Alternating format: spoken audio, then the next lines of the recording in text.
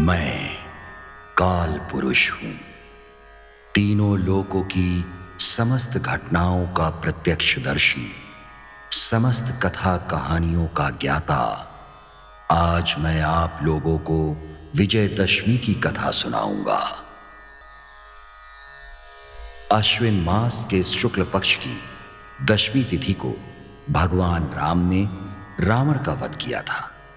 असत्य पर सत्य की विजय हुई थी, किंतु पुरुषोत्तम भगवान श्री राम को यह विजय सहज रूप में प्राप्त नहीं हुई थी। जगत जननी सीता को लंका से वापस लाने के लिए भगवान श्री राम ने नवरात्र में 9 देवियों का व्रत रखा और विधि पूर्वक पूजा की।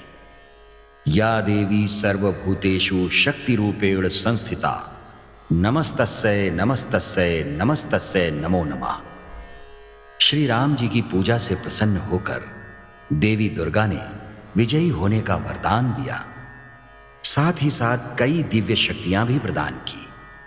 शक्ति स्वरूपा देवी दुर्गा का वरदान प्राप्त करने के बाद राम और रावण का युद्ध हुआ। राम रावण युद्ध नवरात्रों में हुआ था और रावण की मृत्यु अष्टमी नवमी के संधिकाल में हुई थी तथा उसका दाह संस्कार दशमी तिथि को हुआ, जिसका उत्सव दशमी के दिन मनाया गया। इसीलिए इस त्योहार को विजयदशमी के नाम से भी जाना जाता है। तभी से रामनवमी और विजयदशमी का त्योहार मनाया जाता है। इस विजय पर्व को दशहरा भी कहते हैं। 10 ओरा अर्थात 10वीं तिथि।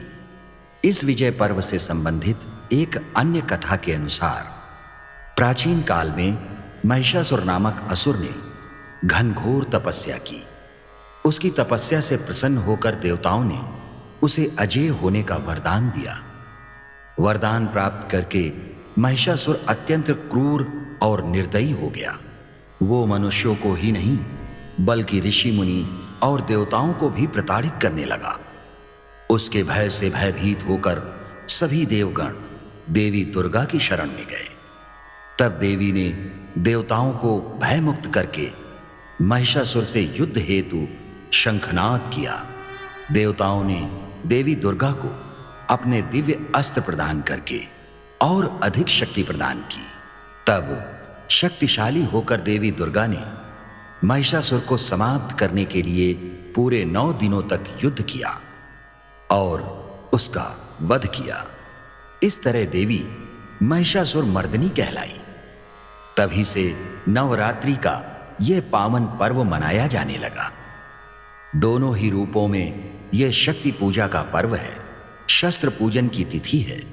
हर्ष उल्लास तथा विजय का पर्व है।